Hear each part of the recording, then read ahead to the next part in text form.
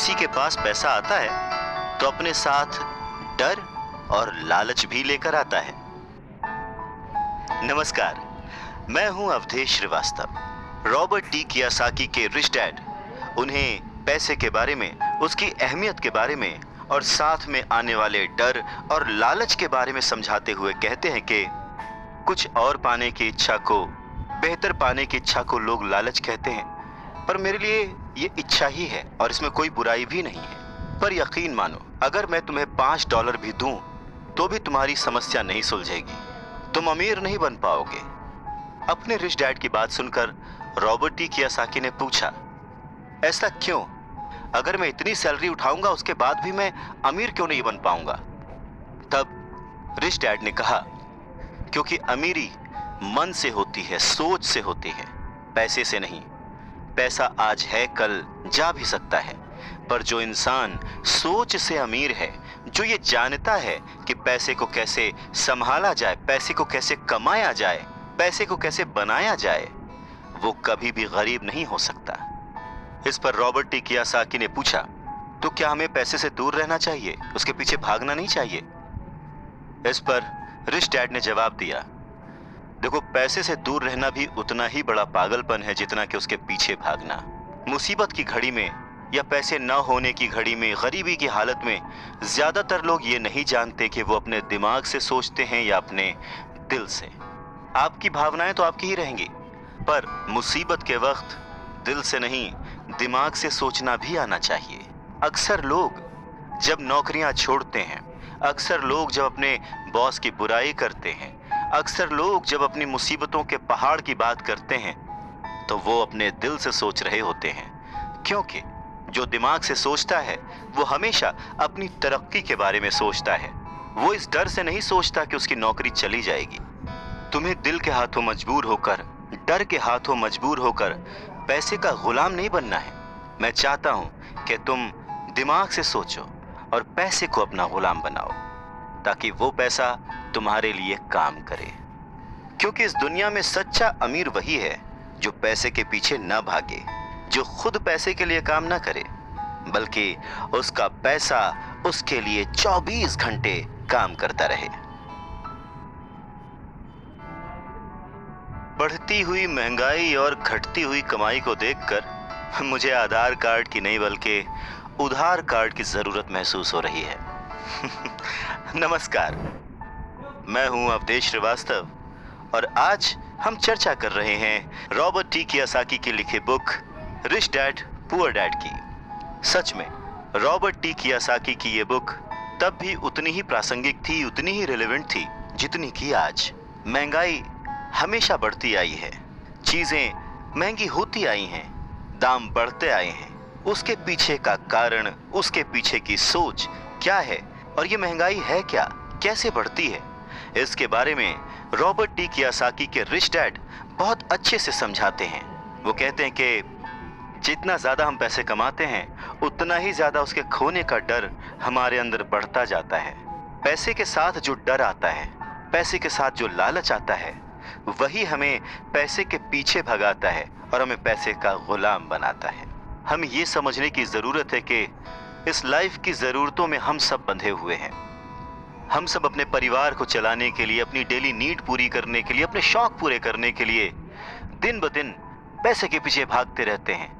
धीरे धीरे ज्यादा पैसा कमाने की इच्छा करते रहते हैं। पैसा कमाना गलत नहीं है, पर पैसे कमाने के पीछे की नीयत, उसका सही होना जरूरी है। और वो नीयत ही है जो इस समाज में महंगाई बढ़ाती है, और वो नीयत ही है जो इस समाज में डिसबैलेंस पैदा करती है। एक छोटे से एग्जाम्पल से इस बात को समझा जा सकता है कि एक डॉक्टर जो अपने परिवार को ज्यादा खुशी देना चाहता है, अपनी फीस बढ़ा देता है। उसकी फीस बढ़ने की वजह से सारी मेडिकल फैसिलिटीज, स्वास्थ्य सुविधाएं सब महंगी हो जाती हैं। अब इससे गरीब लोगों को सबसे ज्यादा नुकसान पहुंचता है। इसलिए गरीब लोगों का स्वास्थ्य अमीर लोगों से ज्यादा बुरा होने लगता है। अब क्योंकि डॉक्टर्स ने अपनी फीस बढ़ा दी है, इसलिए लॉयर्स ने भी अपनी फीस बढ़ा दी। लॉयर्स ने अपनी फीस बढ़ा दी तो स्कूल टीचर भी अपनी तनख्वाह बढ़ाना चाहते हैं, और ये सिलसिला बस यूं ही चलता रहता है। जल्द ही अमीर और गरीब होता जाता है। और इतना बड़ा अंतर दोनों के बीच आ जाता है कि सोशल डिसबैलेंस पैदा हो जाता है। रिच डैड की बात सुनकर रॉबर्ट टी कियोसाकी ने उनसे पूछा, डैड क्या कीमतें बढ़नी नहीं चाहिए? इस पर रिच डैड ने जवाब दिया, अच्छी तरह से चल रही सरकार और एक शिक्षित समाज में तो नहीं बढ़नी चाहिए, कीमतें दरअसल कम होनी चाहिए। जाहिर है कि ऐसा केवल सिद्धांतों में ही होता है, आइडियली ऐसा होना चाहिए, पर प्रैक्टिकली ऐसा नहीं होता। कीमतें अज्ञान से पैदा हुए लालच और डर के कारण होती हैं, जैसा कि मैंने तुम्हें बताया। अगर स्कूल्स में मनी के बारे में, पैसों के बारे में सिखाया जाता तो लोगों के पास ज्यादा पैसा होता और बाजार की कीमतें भी कम होती। ये सब कुछ इंटर रिलेटेड है, एक दूसरे से जुड़ा हुआ।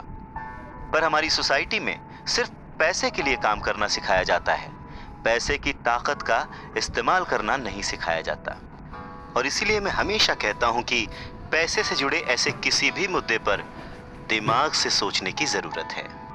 इसके आगे रॉबर्ट टी कियोसाकी अपने डैड से पूछते हैं, डैड बहुत देर से आप कह रहे हैं कि दिल से मत सोचो, दिमाग से सोचो, आखिर दिल से सोचने और दिमाग से सोचने में फर्क क्या है?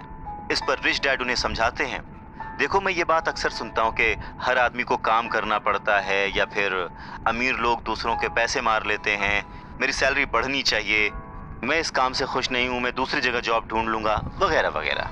पर अगर हम ध्यान से देखें तो ये सारी बातें भावनाओं में बहकर कही गई हैं, ये सारी बातें इमोशनल होकर कही गई हैं।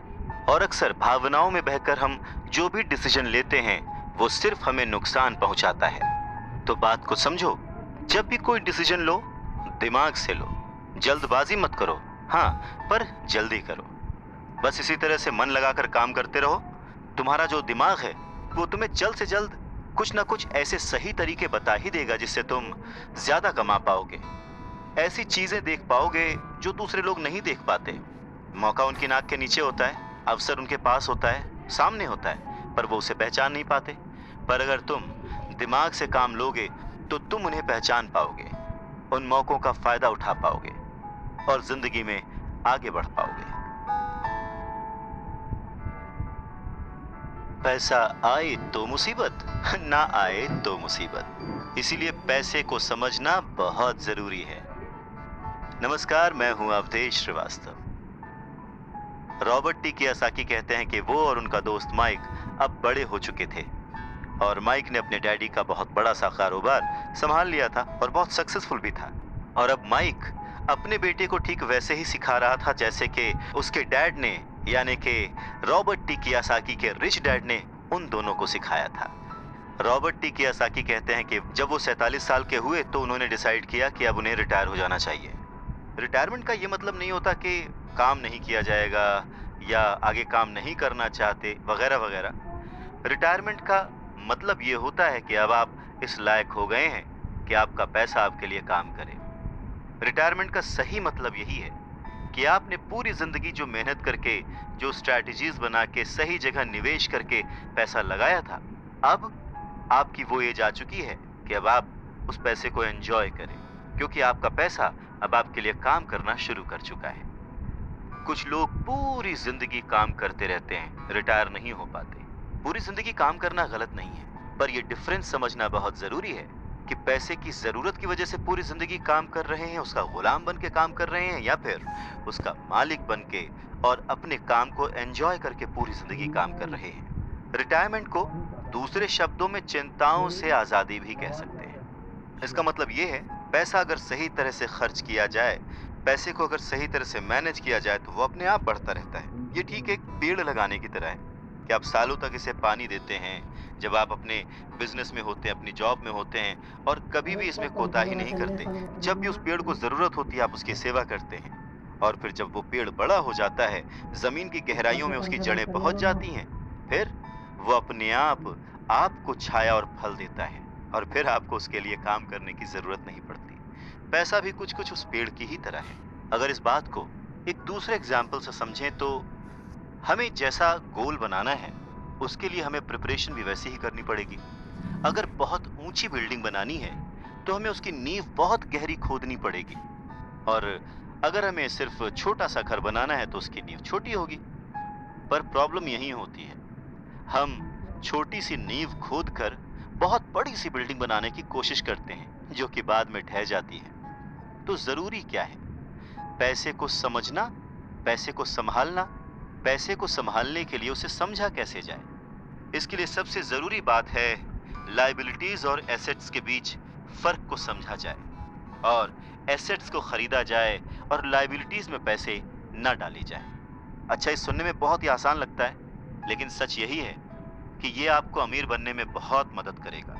लेकिन अगर ये इतना ही सिंपल है तो फिर हर कोई इस बारे में सोचता क्यों नहीं? लोगों को लगता है कि उन्हें लायबिलिटीज और एसेट्स के बीच फर्क पता है, पर लायबिलिटीज और एसेट्स के बीच का जो बारीक सा फर्क है वही लोगों को नहीं पता है। तो चलिए इसके बारे में और डिटेल में बात करते हैं। लायबिलिटीज और एसेट्स क्या है? लायबिलिटीज वो हैं जहां से आपको पैसा कभी नहीं आएगा, उल्टे आपको उसमें और पैसा डालते रहना पड़ेगा। और एसेट्स वो चीजें हैं जो आपको पैसा देती रहेंगी, दिन ब दिन उनकी कीमत बढ़ती रहेगी, वो आपको अमीर और अमीर बनाती रहेंगी। इसको अगर इनकम और एक्सपेंस के टर्म में समझे तो और आसान होगा। सिंपल सा मतलब है, इनकम है कि आपके पास कितना पैसा आया और एक्सपेंस है कि आपने कितना पैसा खर्च किया। तो जब भी ऐसी कंफ्यूजन हो, सही तरीका यह है कि एक बैलेंस शीट बनाएं जिसमें अपने एसेट्स और लायबिलिटीज जरूर लिखें।